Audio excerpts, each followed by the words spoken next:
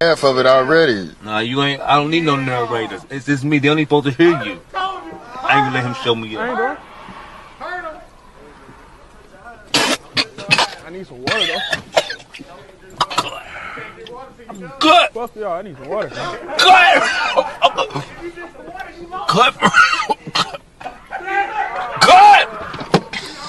Hello, everybody. Happy Saturday. Well, maybe not the happiest of Saturdays, but welcome into the channel nonetheless. Hope you are too blessed to be stressed. I played that video for a very specific reason because I'm not gonna lie, his confidence there at the beginning before he drank that little itty bitty tiny bottle of Hennessy, it was great, and that's how I was feeling after we scored that first goal in what 3-4 minutes. It was like fantastic. We're off to the races. Things are looking good, and then the Hennessy hit us, and we were. Yeah, not the greatest. I'll be honest, not the greatest, but I hope you were great nonetheless. Hope your New Year's kicked off and starting off fantastic. Outside of Tottenham Hotspur, of course, because we did not start the new year off fantastic, and I don't want to complain. However, I just don't know. Like you kick the ball, and the dude hits it with his hand accidentally, and they go and score a goal off this. Now, Lucas Bergvall, the pass didn't do him any favors, and his pass didn't do him any favors after that either. And Joel Linton playing a little bit of basketball here, hitting him with the ISO crossover. You know, I've seen that happen to us, and they ain't never showed us no sympathy. But anyway, we're not going to complain. We're not going to cry. We might, maybe a little wham-wham here and there, but we'll have to get through it. But let's see who's here in the chat. Big up to y'all. Sorry for starting a little bit late. I saw Sean was still live on his channel, so I was like, yeah, I'm going to go over there and say hello, see how they're doing over there at Spurs Talk Show. So thank you. For those of you, sorry for the wait. There's a poll in the chat. Big up Jordan. There's a poll in the chat that reminded me. I don't know why when I saw Jordan's name, it reminded me. Thoughts on today's match, Spurs versus Newcastle. 65% says team fought hard and deserved more. 20% says tough matchup and didn't have enough. 15% right now says not good enough all around, and 0%. We'll see that number change, I'm sure. Ange so naive and players so naive. I'm sure that number will change in just a good old little while. But you know, get your votes in. You don't have to agree with me. I always say we don't have to agree on Tottenham, man. We all want Tottenham to win anyway. So either way, I hope you're too blessed to be stressed. Big up making good time, says big up Jacob. I reiterate, what's the point of stellar defending if you can't put the ball into the back of the net? You can't win a game if you don't score a goal. How about that? Or you know, 2 or 3 anyway. That's not to say our defending today was by any means, but oh my God, our chances. Yeah. I'm going to be honest, pretty disappointed with Brennan Johnson. Not that my expectations were necessarily super high of Brennan Johnson, so to speak, but a little bit disappointed, I can't lie. Wayne Bonner, big up Wayne Bonner, says, howdy, Jacob, and everyone in the chat watching. Hope you're all well. And not too disappointed with the result today. I went to the game, and there are some positives. Big up Wayne Bonner. Make sure you drop those positives in the chat. I do want to know what you think are positive. What are your takeaways? Obviously, I put that in the title of the video. Let me know in the chat live, or if you're watching this back on playback, let me know in the comments down below. What are your takeaways from the game, good or bad? Let me know. Big up making good time. Smash those likes, by the way. Alaskan Hotspurs here, the furthest north Tottenham Hotspur fan that there is, I believe. Says big up Jacob. Austin was good on debut. Yeah, I didn't think Austin was too bad. I thought on that goal he didn't do great, but you're not really expecting a handball to be allowed like that anyway. Just a harmless potato is here. Hello, Mr. Potato.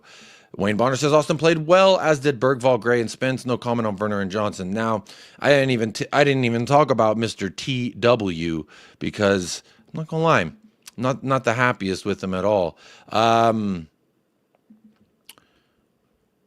Oh, one of my guests is here. He hit the private chat, says, Betty's not the farthest north, Tromsø, Norway here. Is that, well, you know, I'm not real savvy with the globe, so to speak. But big up, you're already here. Did Sean already end or did you leave early? I don't know. But Roy, I'm going to bring you on in just a second. I'm going to catch up in the chat real quick. There's not too many people here yet, so I should be able to do it in pretty good time. Zapur, big up Zapur, buddy, says, yep, the lack of goals. Once again, everyone's still talking about other position other than winger, though. Yeah, well, we need center backs, we need full backs, we need wingers. I want a winger before we get a midfielder personally, but some people want that monster six, so to speak. Tricky poll today. Blame the ref should have been an option. I thought about it, but to me, I'm trying to keep my energy the same. I always say in a win, the ref did not help you win. In a loss, the ref did not help you lose. It is up to you to deal with the abnormalities of officiating. It is up to you as a player on the pitch, the other 80 some minutes that you haven't been screwed by the ref, to change the narrative of the story there. So that's how I felt as a player. Even though refs, I almost swung on a few refs, I'll be honest, but at the end of the day, you just play as good as you possibly can. And if it's good enough, you'll win the game, regardless of the ref doing whatever he does. Because at the end of the day, you have to be the one to get your sack back, not the referee. The referee, I've always hated when Bruno Fernandes gets touched, he goes down, he screams, hollers at the ref, then he commits a foul, and he's like, oh, what? I didn't do nothing. So to me, I try to keep my energy always the same anyway. But just remember, you are in control of getting your sack back. I'm going to get my sack back. I'm going to get my sack back, dude. You probably would hurt me. You probably hurt me. Big up Shoshi. Big up Jacob. Did you end up getting up for the game? I did, but I was literally laying on my couch the entire time, and very disappointing, I gotta admit. Big up LFC Aaron with a super chat here. Thank you for sponsoring this show, the channel. Says, what is that emoji? I don't know. It says OBJ, Jacob and your family. I don't know what that means, but there's a heart and my family, and much love. Big up to you. Happy New Year, LFC Aaron. Thank you for, look at that, a Liverpool fan blessing the chat. Maybe that's before, he doesn't like me this week when we play him on Wednesday. Hopefully we can get a result there. I'm a little bit concerned. Let me catch up in the chat here. I'm almost there. Big up Mud FC in the house. I see you. Marshall's here. Big up Marshall. Dr. Johnny D. Big up Dr. Johnny. Good day, Jacob. Didn't deserve to lose that. I didn't think we deserved to lose that. I really felt like we deserved at least a point, but hey, it is what it is. The cookie will crumble. Alfred Oscarson. I still support. Big up Alfred. I don't even know how you feel about Ange specifically, but I know you're still here and you support me, and ain't that something? That means, you know what, man? That's what the fuck I'm talking about, Alexander Oscarson, because we ain't got to agree for you to support the channel, be here, comment, like, subscribe, share, all that fun stuff. So that's what the fuck I'm talking about. That's what I'm talking about. This shit means something to me, man. It do mean something to me, and big up Mud FC. I'm going to catch up in the chat, but I didn't want to keep my guests waiting around too long because I don't actually think I'm that important enough to keep people waiting like that. I'm not the DMV. But Roy, first time on the channel, first time I streamed with you was earlier on Spurs Talk Show, which big up Sean for the Spurs Talk Show raid. I see you rated on over here. Got over 130 people here, so do me a favor, like the video, subscribe to the channel if you want. You don't have to. It really is. The world is your oyster, Roy. I wouldn't tell you what to have for dinner, so I ain't gonna tell you what to do with your fingers. But I would just kindly suggest that you do it. It's good for the channel, and YouTube's been unsubscribing people from the channel. So if you've been subscribed to the channel, just go ahead and make sure that little thing is subscribed. But anyway, Roy, welcome. There's been a lot of names in the chat. I don't know if I've actually talked with you in the chat before or I've had any discussion, but first of all, how are you doing? Happy New Year. And secondly, what's up? Happy New Year. It's all good. Oh, I bet I am subscribed to your channel. I've been following you for about a year, I think. Okay, wow, thank you. Been regular in your chat. Okay, well, thank you so much. Is your screen name different? I don't think. I was looking at your name on the stream here. I was like, I can't think of conversation that we've necessarily had, but I'm glad that you're here. Thank you for joining. I did put the link in the back and you said, hey, can I join? Of course you could join. What did you think of the match today, and what is your opinion on Ange? Because obviously that is a little bit of a hot topic, and I want to know where are you at with Ange Postecoglou, with Tottenham this season, and what you thought of the match. I think we played good today. I think we deserved more than we got. I think Ange make it hard on himself in many occasions to get the support from the supporters. Yeah, and we're riding a tough storm now, but I think we manage to go through it in the end when we get players back. And yeah. Yeah, I feel as though if we had closer to our preferred starting 11, that we might have seen a little bit more joy today. You know, for me, Isak is probably the most informed striker in the league right now. So I'm not that shocked that he scored. Anthony Gordon, last time we played Newcastle, he had oodles of space. He was turning Poro around like it was a damn ballerina dance recital. And it was, I was concerned. It wasn't as bad as I thought. Maybe we were better than I thought. I'm not sure where the truth lies. Because I'll be honest, watching that at 5:30 in the morning wasn't the greatest. I mean, it was the first like 30, 40 minutes. It was like, all right. But then the next was like, can we please do something with the ball here? And speaking of do something, big up Illmatic, big up Tom Martin, member for 14 months. That's over a year of support. Big up. Let's see if we can get you some confetti or some fireworks or something. Evening, Jacob. 14 months of beautiful content. Come on, you Spurs. I do love that. Big up Tom Martin for the continued support. There, you got double. You got confetti and fireworks, my friend. Thank you so much for your support. But yeah, I'm a little bit like. Again, I keep trying to not want to blame the refs. What is your opinion? What I mean, they say accidental, but you see something like this. What do you think of that? You remember Sissoko in the final? The armpit that led to Champions League for Liverpool? Of course. I'm wondering how much money the ref got for this one. And the other one. It doesn't make sense. Like, if it was even if the it's other way, accidental, you just know it would have been dealt with differently. Yeah. You know what? I'm going to drop the link for the stream in the chat. Anyone who wants to come on, tell me how this is not a handball, or don't. You can just come wham with me, because I'm just disappointed. Like I know I was saying on Sean's show that I like not necessarily tied to where we finish in the table. I'm more tied to how we do in these cup competitions, and that's going to dictate a lot more for me than our league position. Because for me, I go back to just any time that we've played the Champions League. We made the final once, and we didn't even win it. And it's like, for me, I want to play in competitions that I legitimately have a chance of winning. Now, I know the Champions League is good for the brand, the money, and etc. But like, you win Europa, well, you know, then maybe that is a pedestal for you to then be something more in Champions League. But the fact that you look at other teams from what some would deem lower leagues, right, of quality of players, they do decent. They get decent. Dortmund got to a final. They shouldn't have probably been in a final last year, but they managed to get to one. So, you know, that's what I like about cup competitions and knockout competitions specifically, because you legitimately have a chance until you are knocked out. Whereas the Premier League, there's only really once that I felt like we were going to win it, and that was 15-16. And since then, it's been like, I'll believe it when I see it kind of feeling. Big up support member for 15 months. That's a year plus of support. 14 months and 15 months. That's a long time. Roy said he's been supporting the channel over a year. I'm filled with blessings. How can I help but not smile? Says Ange in 2 more windows for me. Big up support. Is that including this January? I don't know. Let me know. Yeah. This fucking handball. I can't lie.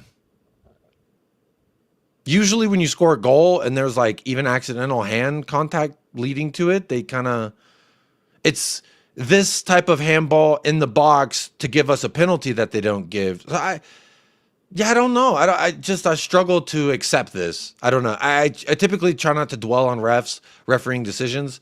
I'm struggling to accept this.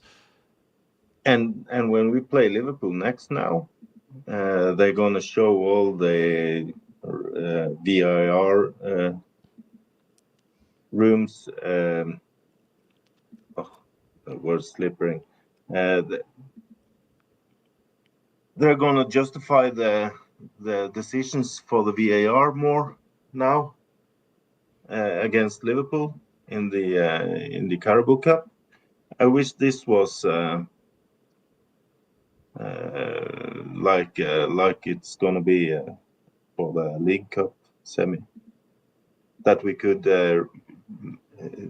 listen to their arguments for and against in the VAR room. Yeah. But I mean, even in like most recent history, when they, like Liverpool, they did the review of the audio and they were just kind of reluctant to change, and they're like, sorry, but they didn't give them the 3 points. So it's almost, to me, it just doesn't matter, right? It's like, you already ran over my cat. Why do I want you to give me a stuffed animal? You know, sorry, here's a stuffed animal and a card. It says we're all from all of us in the VAR room, we're so sorry we hit your cat. It's like, the cat's dead. You're not saving the cat now. I just don't hit the cat. I don't know. It's not great. No, I don't. I know. I think from the next game we play Liverpool now, they're gonna show the VAR decision on the big screen on the stadium, and I think it's not gonna be as easy to make these big mistakes for VAR. I think they're making some big changes now for the Carabao Cup. I hope, but I'll be honest. I was really confident about our chances in the Carabao Cup, but the more I think about the fact that Anfield is the second leg, we play them at home midweek. We don't have, like, I thought we were going to start Basuma and Dorrington at center back today. So honestly, whenever they showed that it was not Basuma and Dorrington at center back, I was a little bit more happy with Dragusin and Archie Gray at center back. And speaking of happy, we've got Adrian Troka. Hello, Hi, buddy. Adrian. Welcome. How you doing, Jacob? All right. Yeah, long time Roy, no you're talk. there as well. Yeah. How you doing? Both US, I mean, I know Jacob's in the USA. Roy, are you? Oh, Roy's muted. Is he in the USA or? No, I believe he's Norway. Oh, you're in Norway, Roy? Yeah. All Yeah. right. Well, Oslo. Yeah. Northern parts. You in Oslo? No. No, northern parts of Norway. Oh yeah, well, it's The colder still. It's colder still in Norway. The coldest part you can get to. What do you do to keep warm up there this time of year, then, Roy? You got some sort of like thermal heating, or you just wrap up warm? Yeah, we wrap up warm. Go out skiing. Right. Get dressed. Yeah.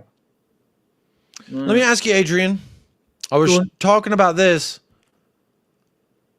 I didn't know we were the San Antonio Spurs today, playing a little bit of basketball. ISO 1-on-1.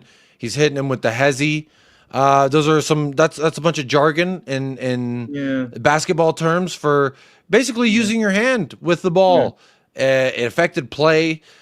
Adrian, I'm typically the kind of guy that's like, I don't like to blame refs or give refs credit, because you're still out there for the rest of that match to change the way it goes. So for me, I don't like to harp on it and complain on it, but this was their equalizing goal, and it was like, since this moment, everything just stopped working for us. What's your opinion on this? Is this a fucking handball? Yeah. LFC Aaron says it's not a handball. Nick De La Torre says it is a handball. Deliberate handball. It reminds me of Odegaard last year when he was doing a little bit of dribble in the box, and they said, no, he didn't mean it. If it leads to a goal, it's definitely handball. I mean, if it doesn't, it's just one of those things you might give it the other way. Why didn't VAR step in? I mean, normally they step in a lot of things that annoy fans of whatever team's playing. I mean, you don't want to cry like sour grapes after the result, but that's handball. It's as clear as day. I mean, but then at the end of the game, 90 minutes, 2-1, it's up. If you sort of like on any incident in a game, you complain about it, people are always your rival's always going to come up and you say, oh yeah, sour grapes and all that. But no, that's handball. I mean, I don't see how you can not give it, especially when it leads to a goal, you know? I mean, it's handball. It's as clear as day. It's handball. But like, you know, it is what it is. It's happened. So we'll suck it up and we'll move on, you know? Yeah. I saw this from. Do you two think it's handball? Because I don't know. Yeah.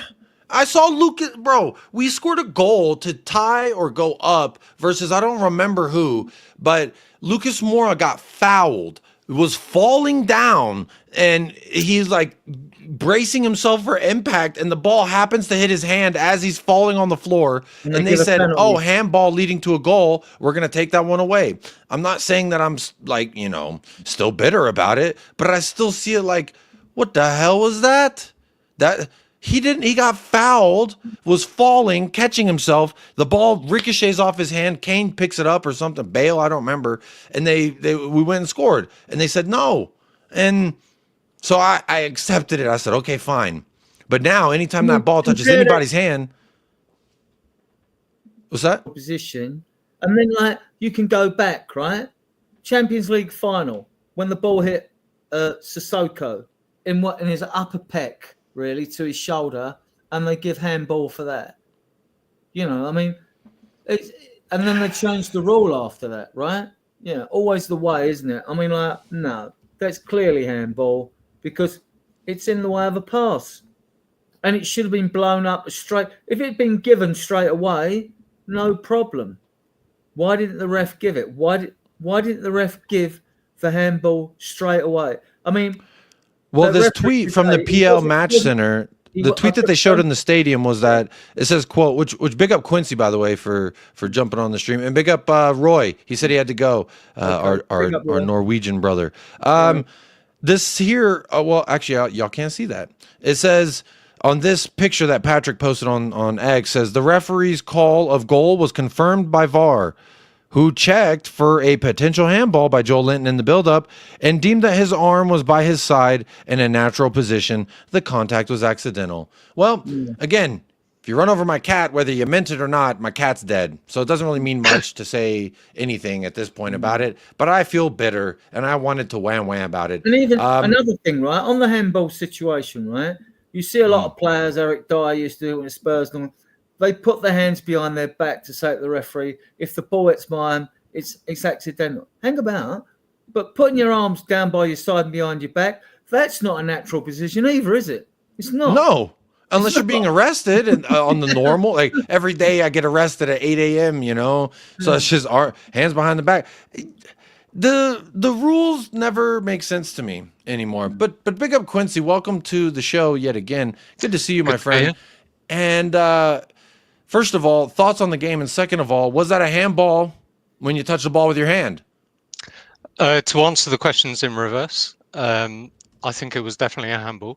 The simple reason being, if I can stand out quickly, your arm by your side, the natural position is here.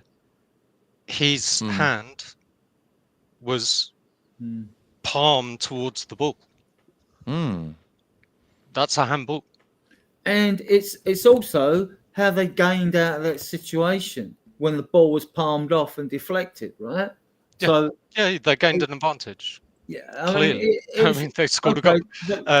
I do sympathise with what you're saying, Jacob. Like you can't win or lose depending on a bad decision by the referee. You've got to put the game to bed, and that's been an ongoing issue, which is a separate conversation. In terms of the game overall, I was really happy with the performance in the second half. I was as well.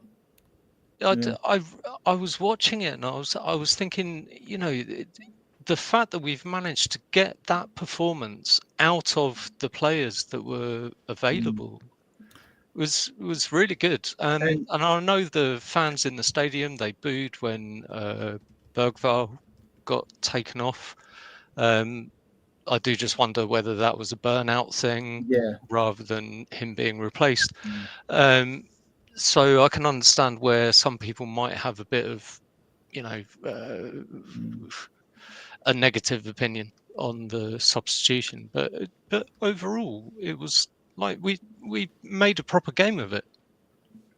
Should have won it. I mean, they were better than at least a draw. They were better than us in the first half. The second half, we dominated. We dominated that second half, and we just couldn't create an opening to get a goal. We hit the post, blah blah blah. I think Johnson hit the post, didn't he? I liked the creativity of the kind of things that Solanke was trying. You know, they weren't. That was one of my positives from today that I wanted to mention as far as like a takeaway from the game. I thought Solanke took his goal well. I thought in the second half, he even in the dying embers of the match when I was still just, please get us a point, get us a point. He was winning the ball back, turning, shielding players off, distributing and creating the momentum of an attack. And, you know, it was really unfortunate because like we start crossing it to him and then it's like, but it's not there. It's a little behind him. Now he's jumping back and trying to, and anytime as a striker, you're going backwards to head it forward. It just kind of, it always comes out wonky. And so, you know, I thought he still had a couple good efforts with not great crosses. And they switched to a 5 at the back. Towards the latter part of the game. And they struggle when they're pressed. And what we've noticed when your luck's out and the footballing gods aren't smiling on you, them little intricate passes from you and a player who's 4 foot away from you or this way or that way, when you're on form and you get them on, that's when we like get them 3 goals in 20 minutes and we bury teams, right? But we've gone through a period where these little intricate passes or a little move breakdowns and the crowd goes, because you know it's so close from something that could happen that's good and you get a goal. And it's just not quite clicking at the moment. It was better today because we had 6 days rest.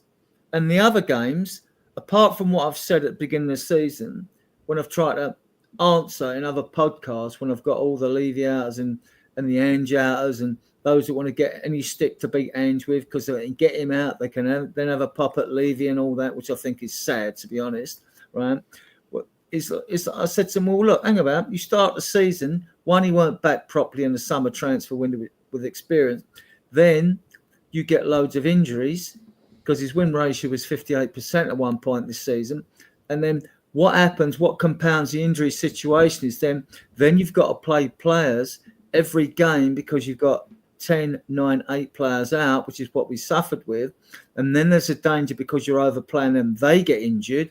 And your whole season, you go through a downward spiral. And then today we picked up because it was a bit fresh. We were fresh today, right? It showed, even when sun came on, I went, he's not good and all that. But even he looked fresh today when he came on, you know.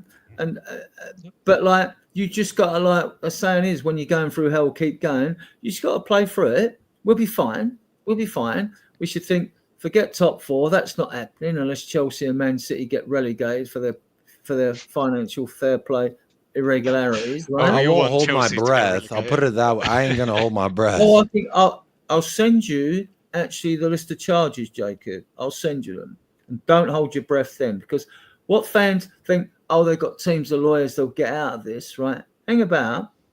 You've got to look for minor offences or like 1 breach or whatever the rules.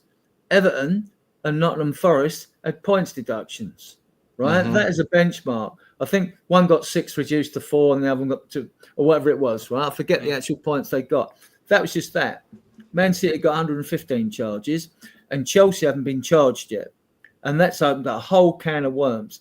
And what people need to take in consideration is the fact that before all this happened with Chelsea, Abramovich comes to London, pumps hundreds of millions into a football team or $1 billion or whatever it is, right? Applies for British citizenship and he's refused. Now, why would a British government refuse someone like Abramovich citizenship? Normally, if you pump hundreds of millions into the economy, you get a knighthood or end up in the House of Lords, right? So obviously they knew he had dodgy characters, but like all governments in America and all that, they sit on these dodgy characters. They move when it suits them. They move against them when it suits them, right? And like when the war started in Ukraine, because he had close ties with Putin, the government moved against Abramovich, right? Because they knew it. And then when Todd Bowley takes over, he goes, there's discrepancies in our accounts. And he admits it. So they're going to get done because he's admitted there's wrongdoings. And then you have to go to the situation like, if you've gained... I'll be honest, Adrian, this lawyer stuff, I have zero faith in any judicial system. I have zero faith in any lawyers. My family wanted me to be a lawyer because I can build convincing arguments for horrible things. And I just, to me, I'm a football fan. I don't give a shit what's going on in a courtroom, because in some courtrooms they wear funny wigs with curly hair, and in other courtrooms they have a big gown and they all say yes sir, yes sir. But They'll stand up when he takes a shit and sit down when he says break the holy bread. It's just the whole judicial system. I have zero faith. But I want to get back to the match specifically. Faz says Dan Burns should have been sent off for a second yellow. And then I saw another comment that says Dan Burns should have had 4 yellows in that second half. And why wasn't there a also yellow for the elbow and Bergvall? Why wasn't even a yellow card for the elbow and Bergvall? I don't know. But I wanted to bring this up and throw this at you, Adrian, and then Quincy, if you want to answer after Adrian. Adrian, I saw this because you both said you were enjoying the second half. I thought we tried really hard.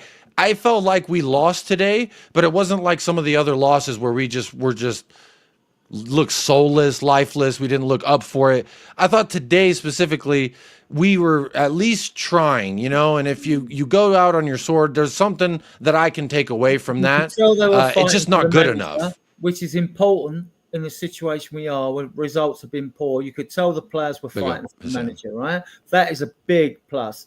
Diego Cruz, I get what you're saying. Actually, Austin, he made 2 or 3. I don't know your class how hard the saves were, but they were decent. He made the decent saves, yes. But also, like, we hit the post. We got in a lot of promising situations. They were better in the first half, but we dominated that second half, right? Caused them problems. So much so that they wanted to slow the game down by all the time-wasting tactics going down. We were having a really good spell when it started these time-wasting tactics. Which is something the league has got to look at, right? It's got to be stopped. If you're going down for an injury, you go off for 30 seconds. Well, why not make it, if you go down for an injury, you go off for 3 minutes? You're going to think twice about staying down off that field for 3 minutes for your team, right? You need to, I don't know if that, I haven't given it too much thought, Jacob. I don't know if that's a great idea, right? But I'm just saying, if you make that more serious, then, all that, because there was a couple of attacks we had when the referee stopped the play, right? And we looked so we may not have got into a really strong position or scored a goal, but it looked like, hang about, we got a decent attack now, and then he pulled it back, and then he gave the ball to them when they went back to the player on one of them. I mean, I'm thinking like, okay, I don't want to sound like sour grapes after the game. They won, okay, fair enough. Yeah, I'm the same way. I'm somewhere in between, like, just accept the loss, just take it. But it's like Tom Lowry, big up Tom Lowry. I was ranting earlier before you joined about that Lucas Moore. It was Sheffield United. I couldn't remember who it was, but it was like, how is that a handball? The dude is falling down and trying to not face plant, and he puts his hands on the grass, and the ball rolls over his hand. And I just... Do you remember, Jacob, you must remember the game when Eric Dyer was with us. He actually had his back turned to someone. The ball hit his hand, and they gave a penalty. Because his hands weren't in a natural position. Yeah, and he didn't even know where the ball was because he had his back to it. I mean, you just think, oh, my God, you just think like, well, can we have consistency, please, I mean, one thing I would say, the rules have appeared to have changed when you're comparing, like, the incident in the Champions League final and other things, the interpretation, what VAR is actually doing and so on has changed. Either way, though, I go back to what I said initially, that was a blatant handball. There's no doubt in my mind. But we needed to score another goal, and we didn't. And we lost the game. I mean, and, to be fair, even after that handball, when we conceded another. So... Yeah. And I nearly had to turn it off. Yeah, I get it in a penalty area when someone blasts the ball and it hits the defender's hand at pace and all that. Okay, fine, I get that. Yeah. But there's other times in the penalty area. I mean, like we cried for one in the other game. I don't know if it was Wolves when the player was on the deck and who was it? Johnson had the shot. And it come off the goalkeeper. The player was lying on the deck. Spurs players screamed for a penalty. I thought, nah, that's not a penalty. Like that's not. That's just the player's just there. He's just accidentally in the way, But Yeah. When it leads to something like that, I mean, it should be stopped. I mean, they'll do you an offside if you're a nasal hair offside, right? That is the fine dividing line, right? Yeah. You could be a shoelace offside. Yeah. You know, and yet a handball like that, which is so obvious, you know. Oh, it's clear. Like, it's absolutely clear. If it had hit the back of his hand or the back of his arm, fair enough. But he palmed the ball. And the thing that gets it, how can that not be a handball? And the thing is, what gets you as well, hang about, ref. You don't know what, I mean, that could be a handball and not lead to a goal. It's such an easy decision to give because you don't know what it could possibly lead to. If the referee blows there, goes handball, there's no argument. But it's just because it led to a goal. You know, so then that becomes an issue. And VAR should have stepped in, right? Now, whether that's one of those rules where a decision goes with the referee on field, which is another grey area as well, isn't it? You know what I mean? What is on field, what is off field and all that. I mean, like, this is bullshit. I mean, even the offside rule, which is supposed to be brought in automated like it was in the World Cup, even we haven't fully brought it in. That's been brought into Europe. We sort of half brought it in the Premier League, I think, which I think, like, why?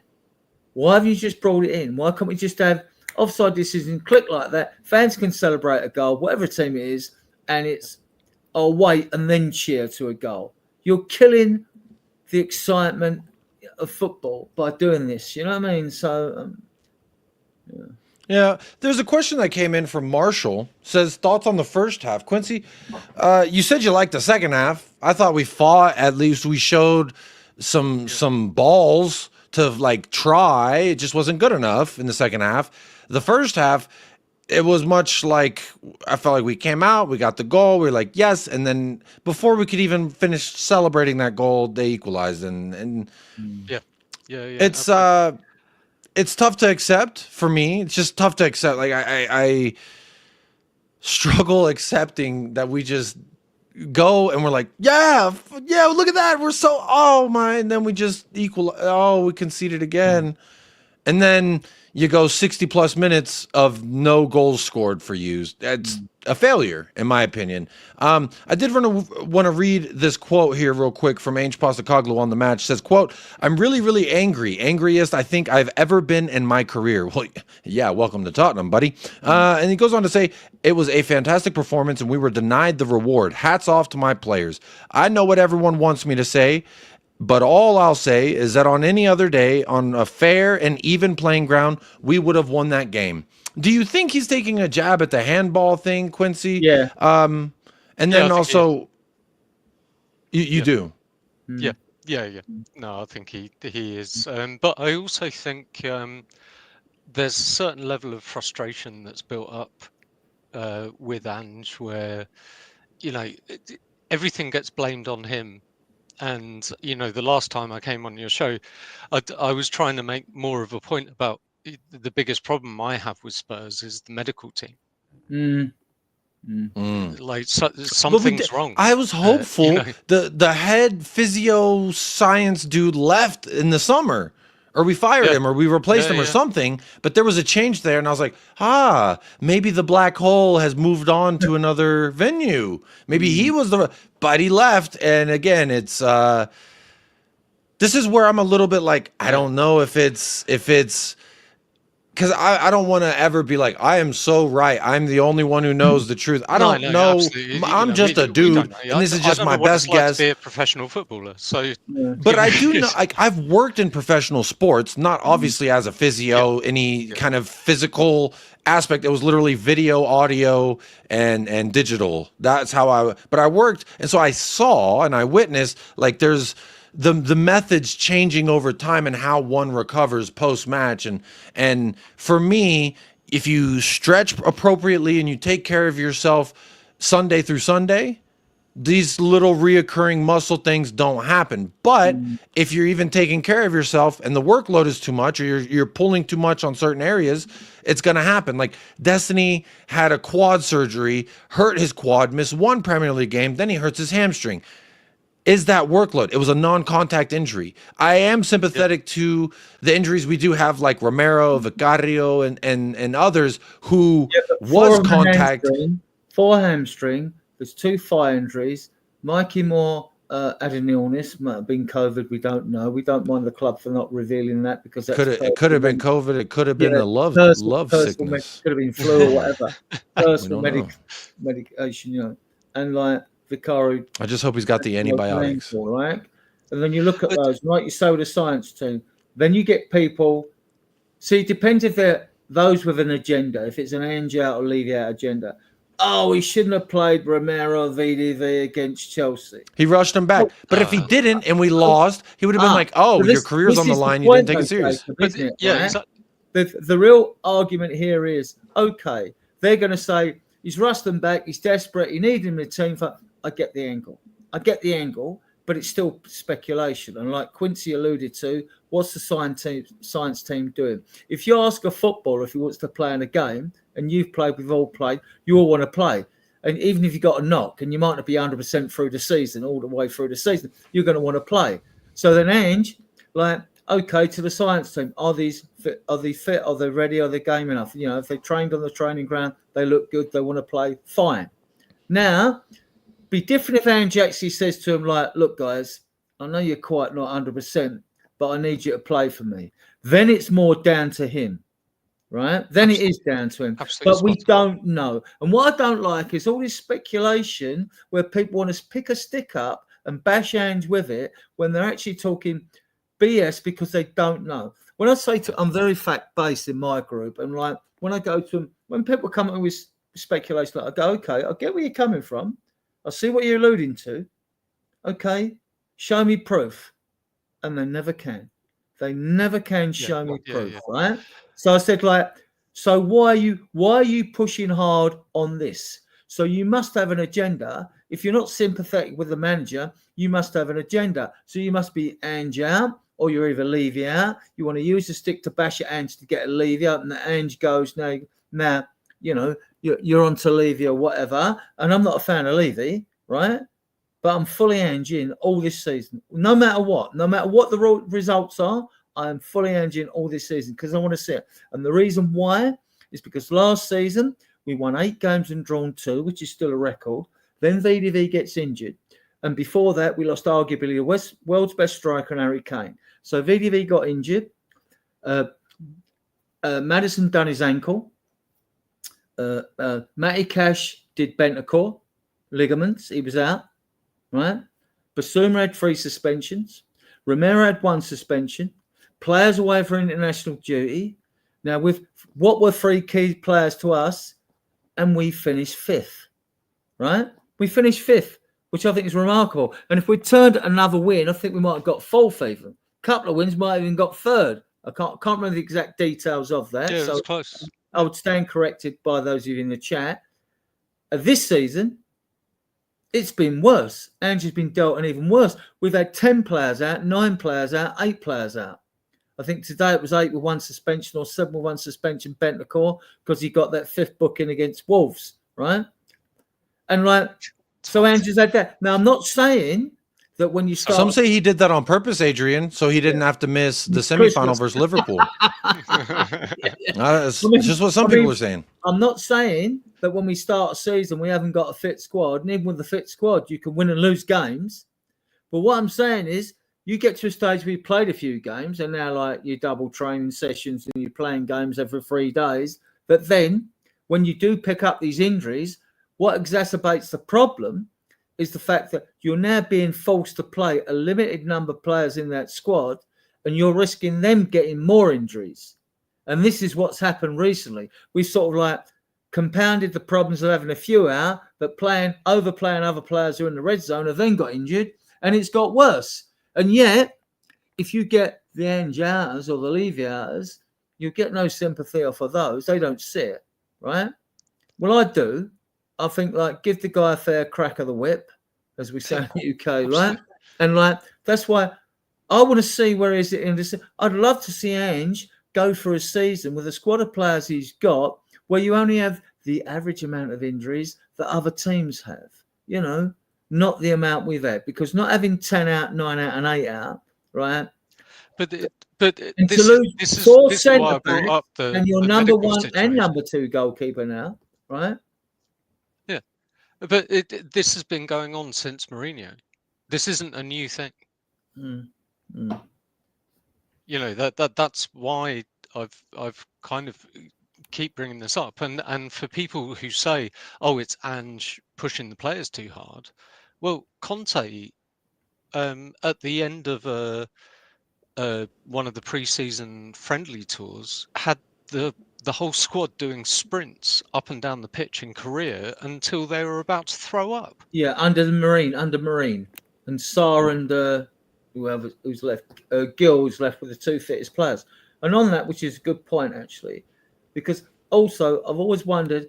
I remember when Poch was at Southampton, and they played the high line as well, and they were fine. But Southampton, not being the richest club, well, they got to Christmas time, they fell away. They picked up a few injuries. Fine. He comes to Spurs. Spurs got big money to have a bigger squad. We had the youngest squad in the Premier League when we nearly won the league, and we didn't start picking up injuries to Son and Kane until after about a couple of seasons under Poch, right? I know it's the same under Klopp. He started picking injuries up after a couple of seasons. Same happened to Man City, who are being hit with it now. Who play a high press as well. So the watching it alludes to the fact that okay, high presses can give you injuries. When you look at the Spurs injuries, you've got 4 that have got hamstring injuries, right? But then you've got 2 with muscle injuries, which is Romero, and we know Vicar had a broken ankle. We know Mikey Moore was ill, so he'll be back shortly. Probably was COVID or something like that, right? You know, they say, hey, it could be anything from COVID to the love bug. And I keep saying the love bug because he's a young, budding gentleman. He's in the limelight. Young ladies see that. They say, ooh, Yeah, Mikey, yeah. you so sweet. And he's like, yeah, baby, I'm the And next best thing what since a sliced player. bread. I mean, what a player he is. I mean, I watched every Revelation. I'm so Revelation. upset that he got that virus and we ain't seen him since. That is very disappointing because for me, If you going into the preseason was like this is very guys in exciting the to look chat, forward to. I know it's a very popular channel. Jacob's got a very popular channel. Go on YouTube, type in Mikey Moore. Go and watch him playing for England. Well, and actually on England, they had him playing on the right and the under-21s for Spurs. I watched all the under-21 games last year. He was playing on the left. I mean, this kid, he's got perfect balance to shift from left to right. His balance reminds me, big call. He's not a Maradona, but it reminds me of Maradona in this way. And left and right footed, yeah, no problem. I mean, he's up. He could play virtually anywhere in the front 6, midfield 3, being a ball carrier like Gascoigne or whatever, even Moussa Dembele. He is that talented. I've never seen a kid like him. The other kid that really picks my eyes up, I posted in Sean's chat. I said, guys, watch Luka Vaskovic. I said, I've watched Dorrington and Phillips. He scored a bicycle the other day. Yeah. Phillips is 6'4", unit. These kids, I think they put them in grow bags and stick them in a greenhouse, you know, when they're young. That's what they do, right? And Dorrington's 6'3", and I think Dorrington is actually a bit better on the ball than Phillips is, right? Prefers his right foot, but he plays left side and has played left back, right? And I've watched Vaskovic, who's 17. He's not 18 till the 24th of February. I have never seen a better centre-back in my life as good as him at his age. Seriously. And I can say the same for Mikey Moore. He was only 17 in August, right? I've never seen such a talent at that age. Never. Well, I mean, I know I've seen... It's a bit hard to judge it because I watched Glenn Hoddle, I thought was the finest player England have produced, but like it'd be comparing apples with oranges because it's different styles of play. But I mean, like, he is Mikey Moore. He's going to be an absolute superstar. But then you've got I do. Jacob, just one more thing. I know I'm rabbiting on because I'm so enthusiastic about Spurs. When one door shuts, another opens with the injuries, right? Some of you fans in the chat might be surprised to realise that today, Archie Gray has made his 22nd appearance for Spurs. In what game has he let us down? Jesus. Wow. And then, Let's but down. Adrian, no, hang on, Adrian. They said loan him back to Leeds or give him to someone else so he can No get fucking experience. chance of that happening, But mate. he's played 22 games. Okay. 22 I did have this. That is all competitions, and it might not be 22 90 minutes, but he to me now Yeah, he's is made a an squad appearance. player. He's one of the 25. I see nothing. Now I watched Bergvall before. Now Lange was taking a lot of stick off the fan base. Well, hang about. He's got Slanky and he's proved himself. Gray's come and he's proved himself. We don't know about Odebert yet. We need to see more about him. And we don't know about Bergvall yet, although Bergvall was so impressive today for his 60 minutes game. Looking wasn't pretty he? He was good. really good. I mean, what I like about him is his long range of passing. His long range, because most players are frightened to pass the ball long because they lose it. Yeah. But like, I like the fact he's not intimidated by anyone. no, it's not. It's no fear. Like, he gets an idea in his head. He tries to do it, and it doesn't matter. You could put Messi in front of him. I He'll thought still it was try to superb. do it. And I'm not going to strike Draggers today. I thought was poor, but he's one of those. I that thought he was had the awful. bug that How went does he through look like a his worse center back than the damn Yeah. midfielder? Yeah, and It's crazy. when you look at Gray, who's not a centre back, when he's played there, he's teaching Dragerson how to play at centre back, basically. You know what I mean? Like, because he's that much better.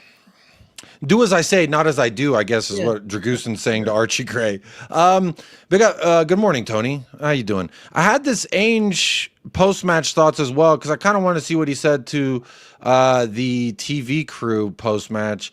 There's usually some nugget in here that makes me either angry or motivated. Yeah. And, let's see what he says. I pause it on this frame right here because that's kind of how I feel.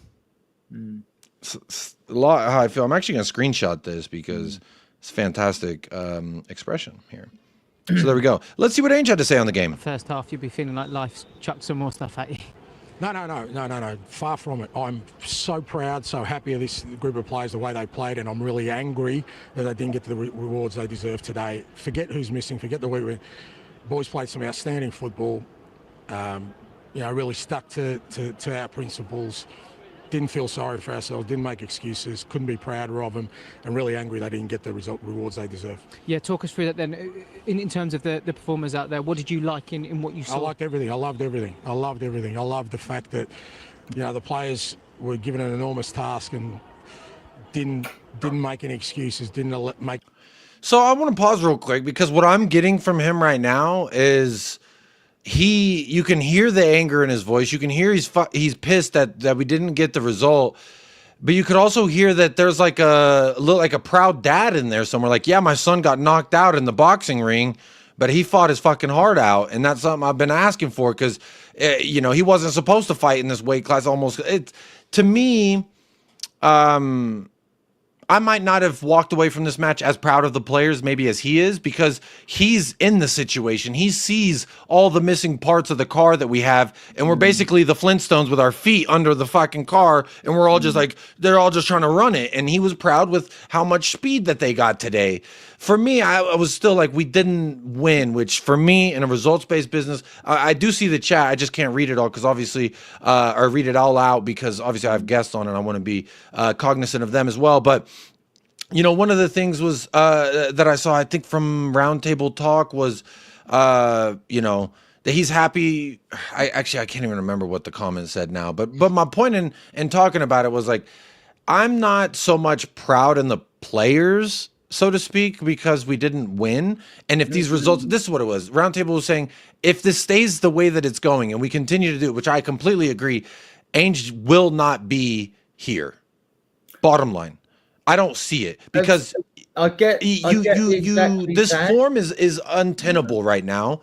But today to me wasn't indicative of how our results in the previous games have gone. Like I look at a lot of the losses and the draws that we've had before today, and they were a lot worse. So it was like we lost with dignity, but you still lost. Again, it just feels like my cat is dead, and I'm trying to convince myself it's okay. You ran over my cat.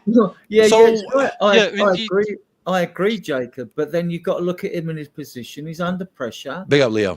And which makes him, oh, homie, how you doing? And it makes him. The homie's here.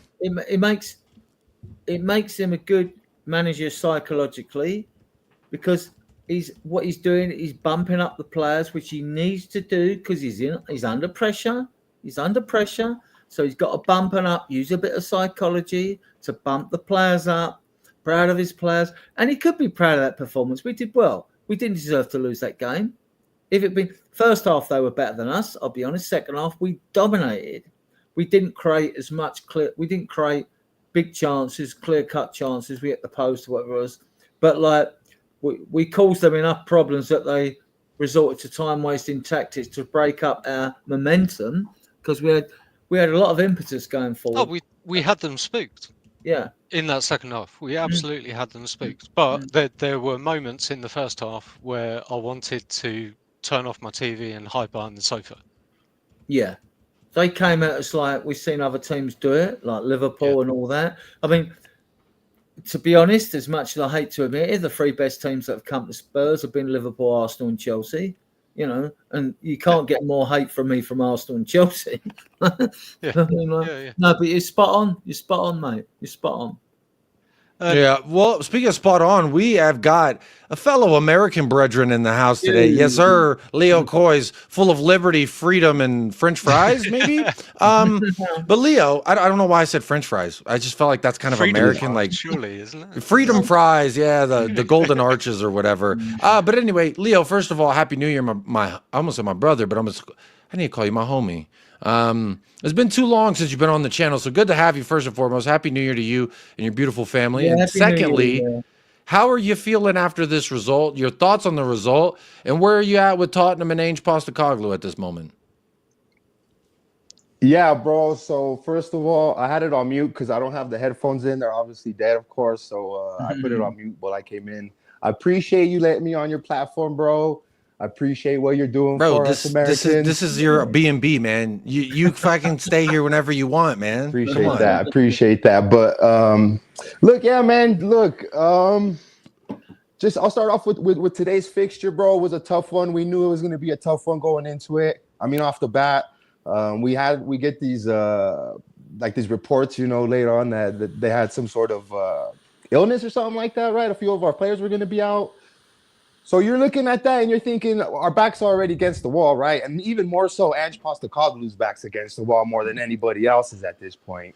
But if I'm honest with you, bro, I'm super proud of our team, bro. Like, that's why I wanted to come on here, Jacob, and hop on here, because the Tottenham Hotspur space, bro, has just been so diluted lately, and especially things ain't going our way. You know, people start getting branded to being part of a cult just because you want to be an Ange person, and I feel like it's so freaking ridiculous. Oh, Leo, bro. that's I don't want to cut you off. I normally play clips to help me drink water and such, but sometimes when you say things, I actually have a clip of what you're talking about. They do that, bro.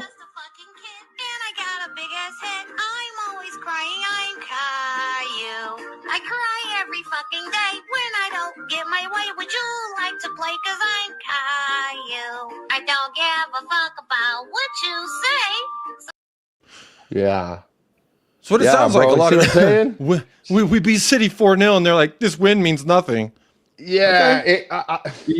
I'm not gonna buy into none of that shit, bro. That, you know, it's clear as day, bro. We're looking really good on our day. You cannot tell me. I won't listen to anybody that says, "Oh, but this, nah, homie, but this and that." The facts are, look, we are where we're at in the table. There is no denying that.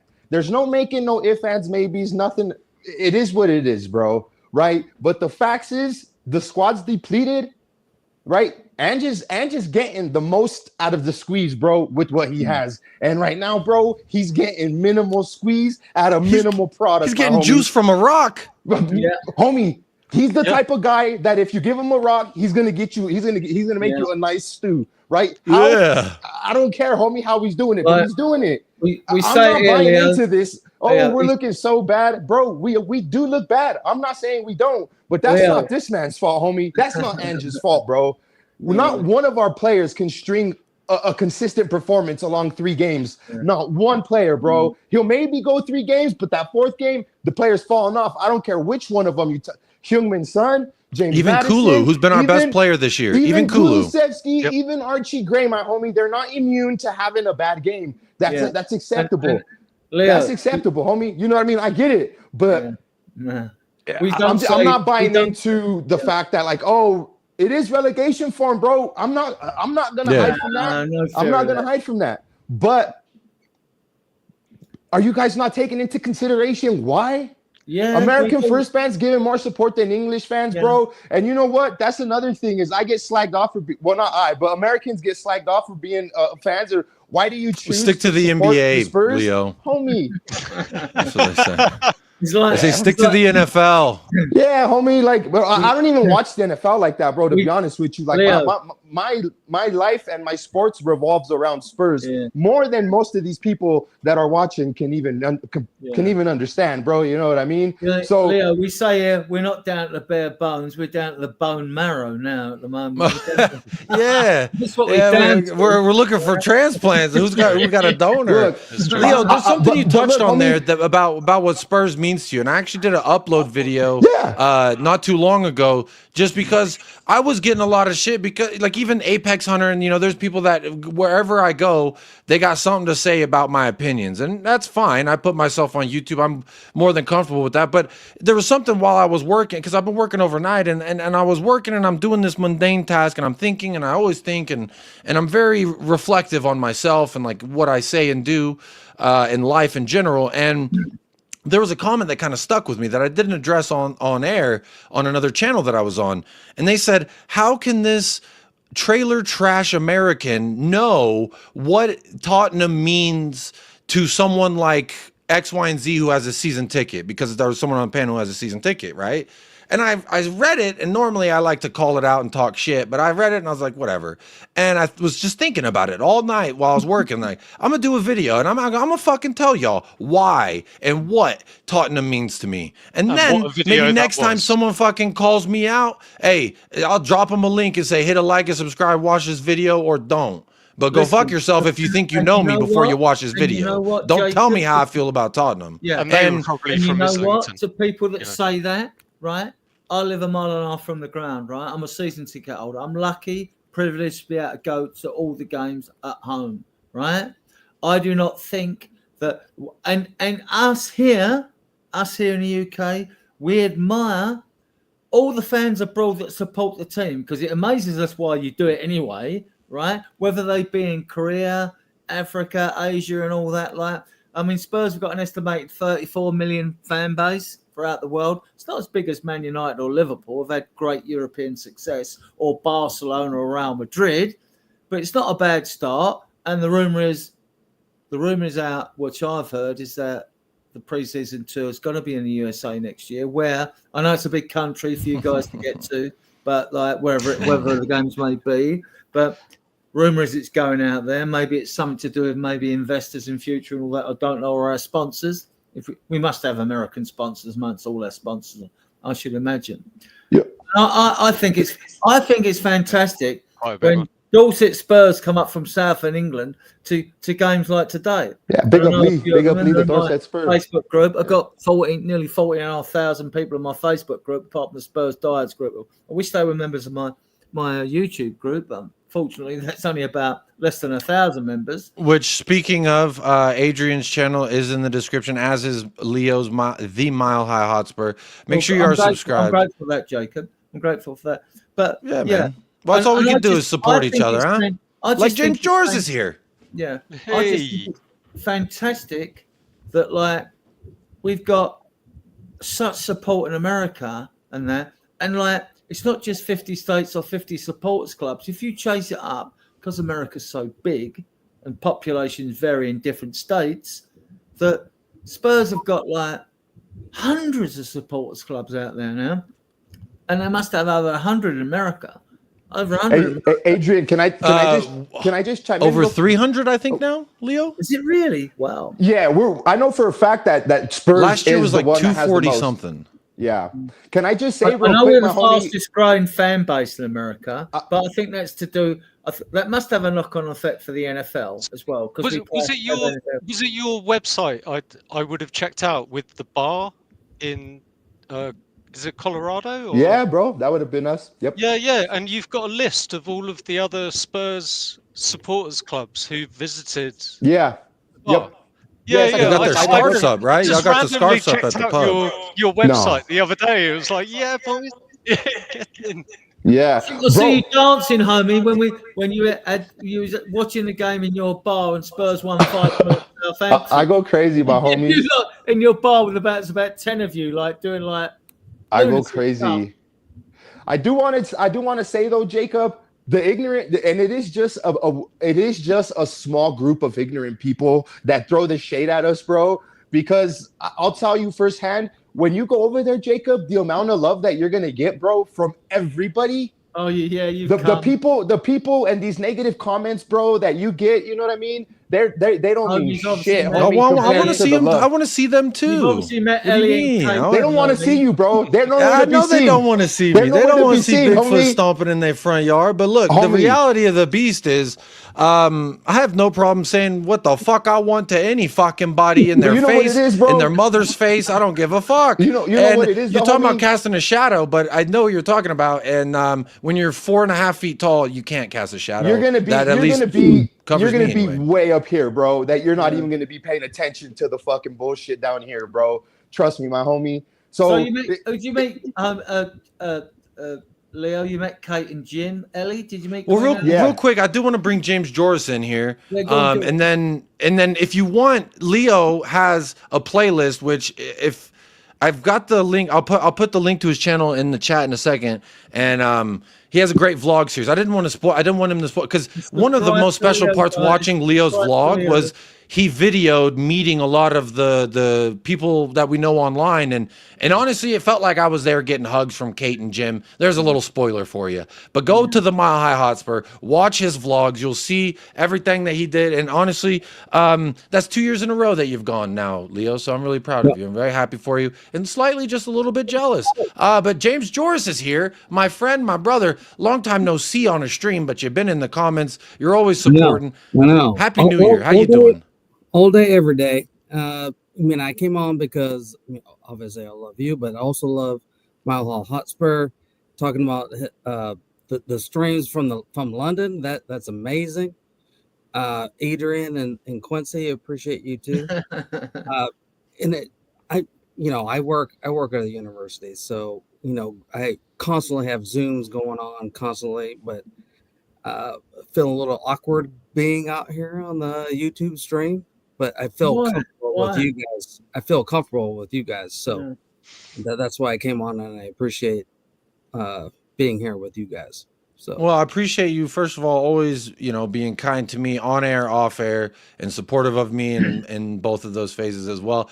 But let me ask you, we will finish this Ange interview, Marshall, I promise. But this is much, it's like the voices in my head when I'm streaming solo, and I'm always going in this direction, that direction, and I can't ever finish a preview or a review. But James, tell me where you're at with Spurs and with Ange, and then kind of your thoughts on today's performance. Well, first of all, I'm a little disappointed you didn't intro me in on the Ange rap intro. I mean, that's a little disappointing right there. Well, if you want it, you can get it, my friend.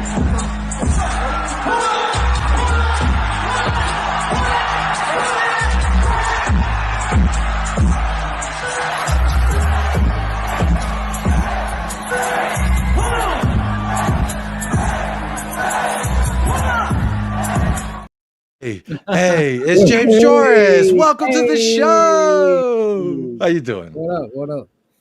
The whole back and forth Ange out is kind of just dragging me down. Isn't it dragging everybody down a little bit right now? Mm-hmm. We're all in the same community. We all want our team to win. Why can't we all just come together and root for our team? It's like magnets. I'll put it that way. Some think that they're the one that pulls while they are the one that pushes. And sometimes it's just not going to work out. And it's unfortunate because it's like world peace and solving world hunger. Yes, we all want it, but fuck you is kind of where it always goes. So it's like, are we ever going to solve the problems? Are we ever going to be aligned on the, even though we have a common goal, a common understanding? I don't know. I have not a lot of faith in it, much like the aforementioned judicial system. It's a nice notion to think we're all going to hold hands and sing Kumbaya. I felt that way when I first joined YouTube. Oh, we could all get on the same page. But after a few years, I've noticed, no. There's a swamp for a reason, and in the swamp lives creatures that can't survive in the desert. And I live in the desert, so. Yep. I've got some questions for you guys. Actually, this isn't my show. I don't want to steal Jacob's thunder. But when we normally get this is our show today, baby. Yeah. When we get people on Spurs diehards, we ask them a few questions. We ask them another dodgy one afterwards, and like 4 of the questions are: 1, how did you become a Spurs fan? 2, name a Spurs favourite player. Now, obviously, you'll have loads, but just pick one. 3, choose a Spurs particular victory. And 4, select a special Spurs goal. And I know you'll have loads of them, but like it's usually. I'll start at the beginning for me. Clint Dempsey. Spurs fan, Jacob. Clint Dempsey. He said Nacogdoches. I'm from Nacogdoches, Texas. And I said, "You son of a bitch, I love you." We got him from Fulham. And then I was like, what is a full ham? And is there a half ham, a quarter ham, 3/4 ham? I wasn't sure. And then he signed, because the way I heard, like, so I was getting in, I'd always played the sport. And I said this in my video that I uploaded, but I don't mind sharing it here. For me, it was like, USA starts doing good. I almost became an Everton fan too, because Landon Donovan and Tim Howard both played there. It was, it was almost really bad. But you know what it was? Landon Donovan's fucking hairline. I was like, I don't know if I can trust that hairline. Clint Dempsey got a nice hairline, and I trusted Clint Dempsey hairline, and it led me to Tottenham. But he also signed and became like the highest salaried American ever in the sport at that moment. So I was like, we're the shit. And then I was like, Gareth Bale, oh fuck, that's great. And then that's what really it was like the sirens, even though they may have been the rocks on the shore, and I'm the sea drifted sailor who's just desperate for some love. But they brought me in, and my first memorable moment, game, goal moment, all of it, Clint Dempsey scoring the game winner versus Man United at Old Trafford. Come on, we ain't won there in 28 years prior, and we ain't won there since this year with Ange Postecoglou. So shout out Clint Dempsey every single time. Yeah, I love me some Clint. I do love me some Clint Dempsey. I can't lie. So that's Quincy. How did you become a Spurs? Because it fascinates us in the UK. Quincy, how did you become a Spurs fan? I'll try and keep this story as short as possible. It's basically down to my dad's best mate. When I was born, he shoved my dad out the way and put a Tottenham teddy bear in my crib. And then when I was a toddler, my mum and dad worked different shifts, so I used to get left at his place, and it ended up turning out that I said my first words at his place, and I took my first steps at his place. And basically every time I was there, he used to just bounce me up and down on his knee going, Tottenham, Tottenham, Tottenham. So basically my first word was pretty much Tottenham. And my family was from North London. So as mine are, right? I'm a mile and a half from the stadium. James, how did you become a Spurs fan? I had a friend back in college in 2000 who was an Arsenal fan, so of course I hated it. I like that. I had to go against that. You're like, fuck you, bro. I'm taking your rifle. I like Wait, that. you're Arsenal? I ain't rooting for you. I don't want you to win. Then my favorite player was Gareth Bale. Loved him. Bro, that's what I'm saying. It's like Dempsey opened the door and Bale was like, I was like, oh, who's this?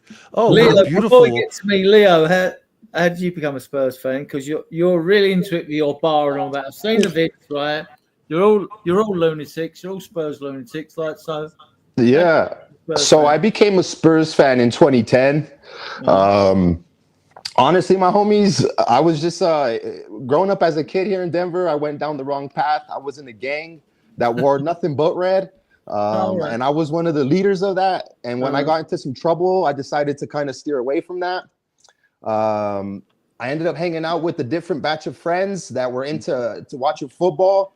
And because, like I said, I used to wear a lot of red. I honestly could have been an Arsenal fan, a Liverpool fan, a Bayern Munich fan. I wanted I would to say all that would have been worse than anything you did before when you wore red. I wanted to continue wearing the red, and I said, you know what? Like, I'm not trying to do this. And at that point in time, Tottenham had a player by the name of Rafael van der Vaart, and they were playing some attractive football. And I just gravitated towards Spurs. I kind of say it's cliche that Spurs picked me, but you know, Spurs changed my life, and that's why like I support Spurs in the highest and the lows. Whether our highest haven't been the highest and our lows haven't been the lowest, I'm gonna ride through it. My favorite player all-time Spurs has to be Ledley King. I have a tattoo of Ledley King. You met Ledley King? And the aforementioned vlogs, go to the Mile High Hotspur, subscribe and watch. My favorite ever goal probably has to be the Dele Alli. Crystal Palace or Chelsea? The goal kick. I mean, the kick against Crystal Palace. For me, it was just a very attractive goal. The one that I like I said in Kate's video, but I really enjoyed watching live was Bentancur's header against Ipswich, just because what it meant being in the stadium. And I mean, and I'm Ange in 1000%. I got a brilliant last question for you, but I'd be cheating if I didn't say how I become a Spurs fan. Well, when you live in the vicinity of a stadium, this is before Sky TV, and everyone's walking around with like Barcelona shirts and Bayern Munich and Real Madrid and all that. Like, with me, it's quite simply my family. Like, it was either Spurs or the orphanage, right? You didn't have no choice in the matter, right? Because then your local team, it's probably the same in America now. You might have with different sports, people in a state supporting a team in another state now or whatever it is, because like a lot of people, like, they're fair weather fans. They just want to be on a winning side, and they'll pick a winning team like to support or whatever.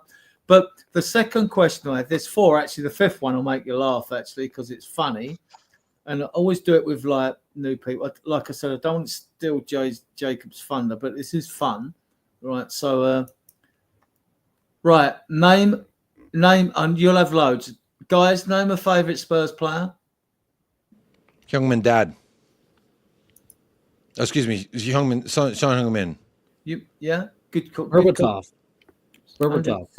Yeah, I got to go King. If I'm going apart from King, I would say Gareth Bale. Yeah, I was just trying to vary it up because obviously I me, would go Gareth Bale. For me, was one of like the ones that I see emerge, right, and then obviously go off to Madrid. So Gareth Bale for me was one of the first like Spurs icons that I got to witness. Some of my favorite players that when I became a fan of anything really, or I start to like something, I always do research. I like the history. I Google Maps the location. I'm looking at, okay, there's a Chick King. What's that? There's a bar.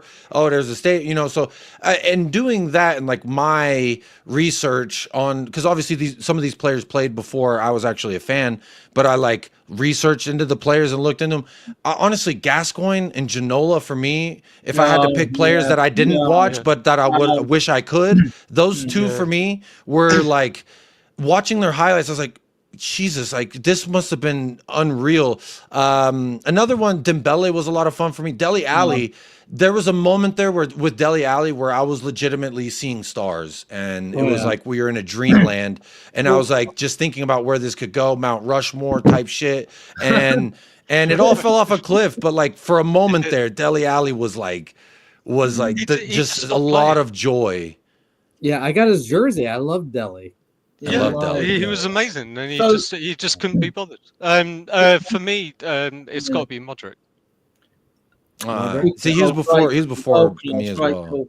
Okay, so another question we ask new people in my Spurs chat when they come on is like, which I think is why we attract people outside the UK to support the club. When I say like, because they'll have watched the game. So choose a particular Spurs victory. What was the influence when you've watched Spurs play?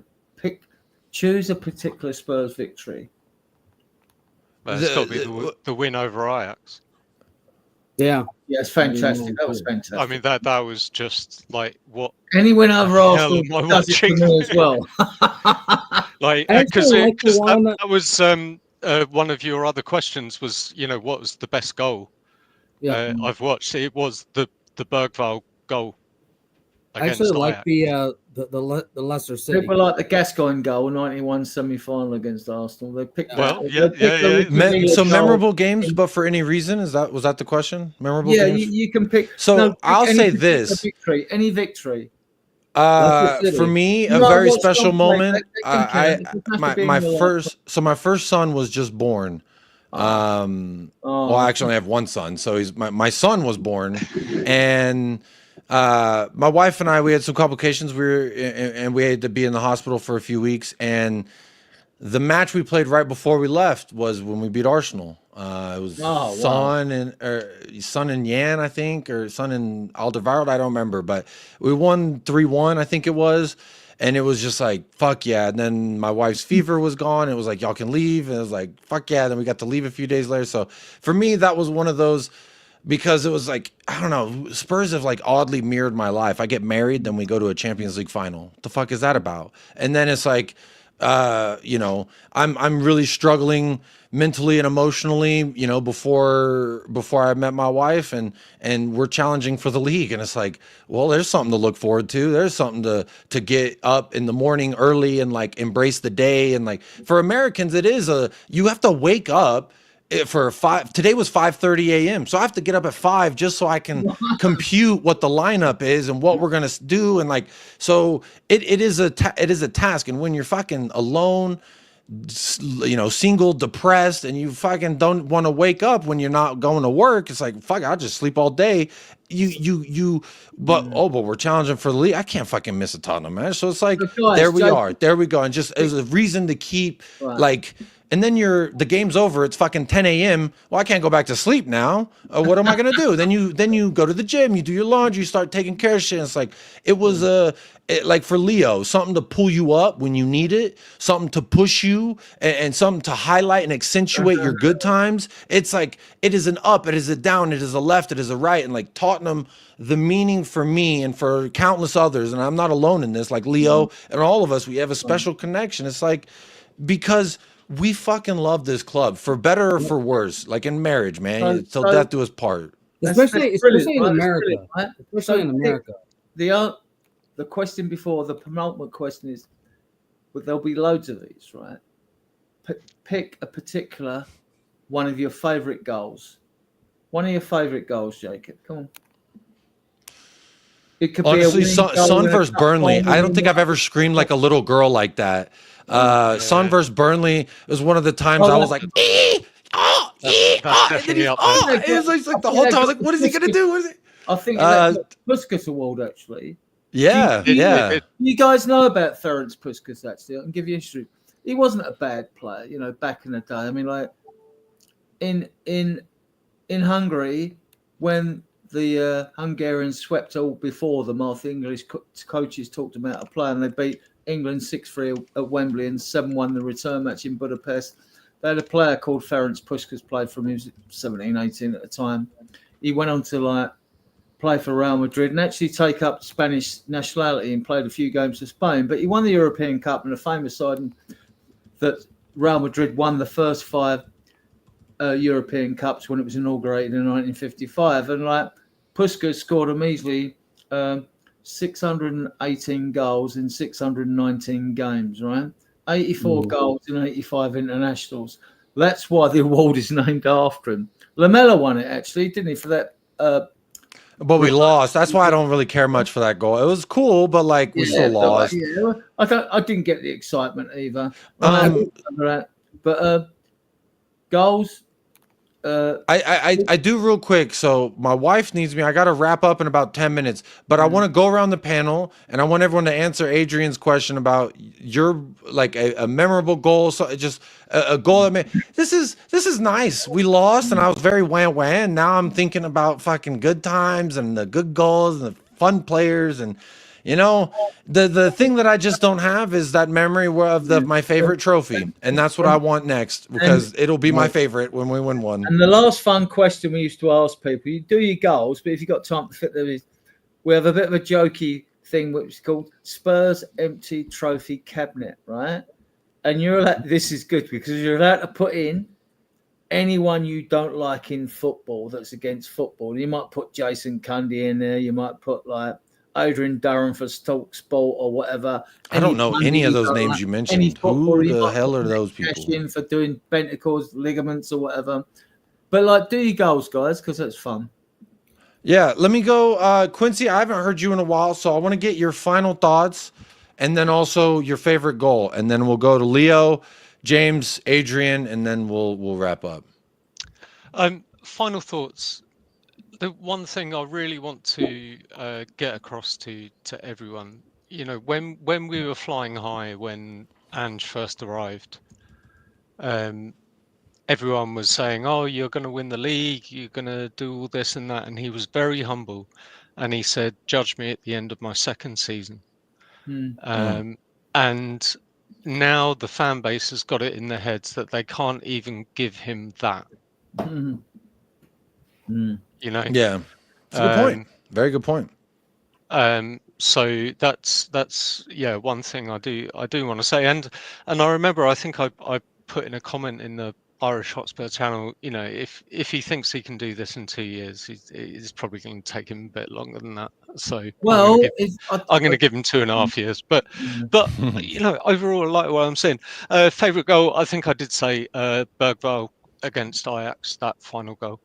It's just a moment of brilliance, and the fact that he was dropped for the final to bring in an injured Harry Kane, I think, is just sums up what's wrong at Spurs, and that will never change no matter what manager we got. Cooked. Big up, Quincy, man. I appreciate you joining in. That's a great final thought. And the goal was the Ajax goal, so you did answer that question. Very nice. Leo, we'll go to you next. I don't remember the questions, but I hope you do. Yeah, no, just to wrap it up, my homie, I just want to say I think sacking Ange would be probably the worst thing we could do right now, regardless of who these people want to say, oh, he's a better manager, bring this guy in. A lot of these managers already have jobs. We're talking about if, ands, or maybes instead of like what it is. It's time to support our team in the lowest of lows, because it might even get lower than this, my homies. That's just the truth. It might get worse than this. So don't be afraid to wear your heart. To wear your team on your sleeve and on your heart. You know what I mean? That's exactly what we need right now. We need more positivity and more channels that are willing to challenge, you know, just the closed-mindedness that YouTube has. And yeah, I mean, just be nice to each other. Does just because one person wants to see a new manager and one wants to see something develop with the current manager, I mean, at the end of the day, we support the team, not necessarily who's in charge of the team. Exactly. So, you know, I mean, I'm a Spurs fan. Whose Microsoft Excel account we use? That's true too. Yeah, I mean, you know what I mean? I want the best for Tottenham Hotspur, and right now, I feel like if we start over again with X or insert here manager, we're just taking a step backwards. We need to get rid of some of these players before we start even thinking about getting a new manager, if I'm honest with you. Yeah. But yeah, my homies, I appreciate the space, bro. Keep doing what you're doing and holding the flag for us Americans. And Adrian, appreciate you as well. Nice to meet you guys. Happy New Year to all the homies. And we'll go to the homie here, James Joris. I feel like it's been like 3 years or 2 years at least since we shared a screen together. So really good to see you on the screen, man. You are legitimately welcome to join me whenever the fuck you want, man. And I mean that. Like, it's like I know you guys. Like I know you and Leo and. Well, I follow you on Instagram. I don't follow everybody on Instagram, James. It's crazy. It's crazy. It's like meeting celebrities. No. It's like meeting the crazy dude who's been yelling on the block every weekend. You fucking ass! Give me the ball. I was watching Leo going through London. I was like, oh man, like I was right there. Hey, Eugene. You know. Hey, hey, boys. How's it going? Well, you joined at the perfect time, which maybe not actually the perfect time because I'm wrapping up. But you could be next in line for your final thoughts. And I got 5 minutes, so perfect. Perfect. James, let me get from you, though, real quick, your goal and your final thoughts. Best goal is Bergvall and Leicester City. That 1 minute made me cry, and I watched that highlight. Bergvine. Yeah, that was... Bergvine, yeah. every time. That was insane. Oh, that was it's where yeah. he jumps in the stands and everybody just hugs him. I was like, I want to be there. I remember that moment. It was like I've had FOMO. I was like, I'm not live right now. Who am I going to scream at right now? I got to scream at somebody. Ah! Because it was like, how did we do that? Ah! It's like the crazy. Yeah. So that's a good one. I sit in my basement watching these games by myself, and I wanted to hug somebody. But it's like I remember. I think it was I just like sent Michael furious text message, the guy I started the channel with, and I fucking just, oh my god, what the fuck? And we were just losing our shit. So that's a very good goal. Very good goal. Very nice. Adrian, I wanted to tell you there are many Spurs fans in America. You got Leo in Denver. You got me. Oh, I know that. There's so many Spurs. You got Jacob in El Paso. I mean, it is spreading. It is spreading. Oh, there's more. And out of all the clubs in England, we have the most official supporters clubs. So how about that? There's more Spurs fan supporters clubs in America than there are American states. We know that. So there's more than 50.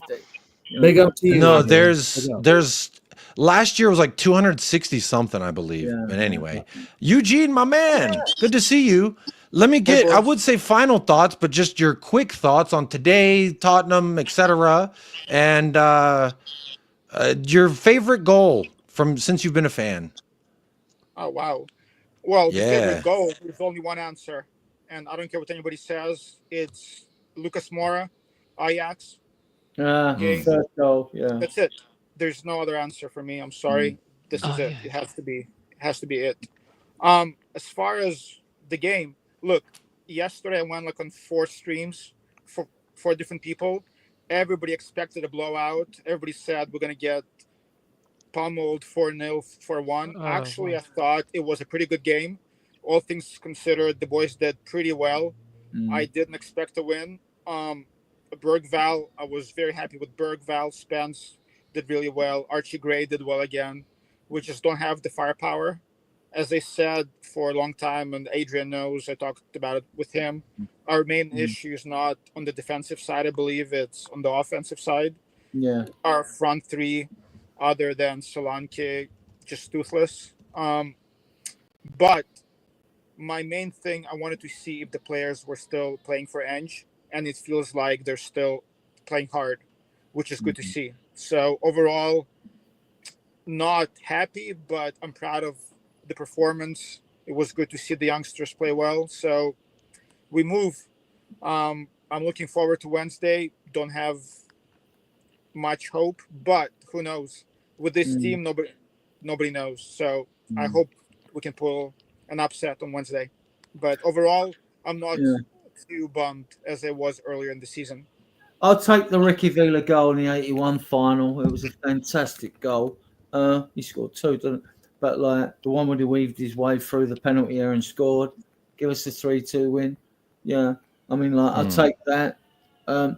We do one fun thing, which is like Spurs empty trophy cabinet, where you get to vent your spleens and pull someone you hate in football or a celebrity into the cabinet. I mean, like there's a long list in there now. People are throwing Daniel Levy in there, Jason Cundy in there, loads of people, but you can double up if you're going to put someone. Well, I do have to go. I do have to go. So I would love to keep going. Adrian, you have me on WhatsApp, right? I want to get you back on. I want to get you back on soon. I'd love to do more panel shows. It's just so hard planning and shit. But as far as you 5 individuals right here, I don't mind sharing the fucking screen with y'all at any moment. So if you're ever in the chat and you have time, like Eugene does in the drive-through or the car wash, I'm not sure. I'm charging. That's America. I'm charging my car. Oh, you're charging your car. Oh, you space bot. What is that? I mean, I don't know what days you go out, but you're later hours than us in the UK anyway, Jacob. But we're Spurs diehards. We go out Tuesday, Fridays, and Sundays at 8 o'clock. So we've got a show tomorrow at 8 o'clock UK GMT. You guys will either be 5, 6, 7, 8 hours behind us, wherever you are. I'm 7. You're 7, right? I'm 7. We're out tomorrow.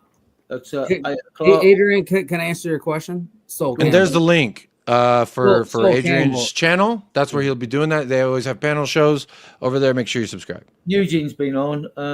wanted to get home, get Leo on, but usually the hours are when he's working. But like we get anyone on at any time, you know what I mean? We're not prejudiced. We hate everyone. That's a good way. The hate is equal, aka these hands are rated E for everyone, as I like to say. Anyone can catch these paws if they so choose to have them. But speaking of so choose to have them, I hope you so choose to like the video, subscribe to the channel. I'm going to end the poll there. And as of right now, 158 votes, 63% say the team fought hard and we deserved more. So a lot of people echoing Leo, echoing Eugene, echoing Adrian, Quincy, Ange Postecoglou. I know we didn't finish the interview, but maybe if I go live tomorrow or do a video, I'll try and do it. But you know, on this channel, you just kind of never know what the fuck I'm going to be doing. So the fans clapped the team off the pitch. They didn't boo them or nothing like that. And I don't do booing anyway. I don't do any hate in any form, right? But, well, you know, Adrian, whenever I brought up the fact that, in the 64th minute, the stadium was singing Ange's name, so I think that means that the fans are behind him, I was reminded, a Tottenham fan speaking on a stadium he's never been to in a country he's never visited. That's bullshit. That's bullshit. You know who said that? The 4.5 foot tall minion that we know as... piece of shit. I don't know what you want to call him, but AKA douchebag, AKA lonely bastard who hugs a teddy bear. But anyway, we're gonna leave it there. So I will see you on the next one. Jacob. Thanks for the invite. Appreciate everyone coming on. Make sure you subscribe. That's a sick ass scarf, bro. Meet you guys. Make sure you subscribe to the Mile High Hotspur. Make sure you subscribe to Spurs Diehards. I'll either do a live or an upload tomorrow. Not quite sure. But just remember, folks, if you haven't liked the video and subscribed to any of our channels, you know, you don't fucking have to. Don't make me make you feel like you got to do anything. Other than these 5 things. They're very simple and they're just for you. Stay blessed. Stay fresh. Up the lads. And then I also want you to be kind to yourself. And be kind to others, goddammit, or I'm going to slap the shit out of you, all right? Come on, you Spurs! Come on, you Spurs.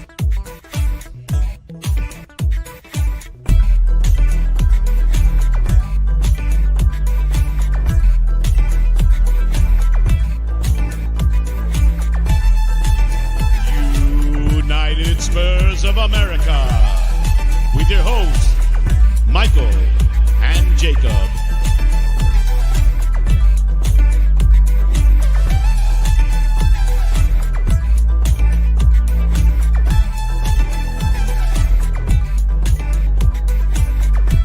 Look at Sterling. What are you laughing at, you fucking fraud? What's he laughing at?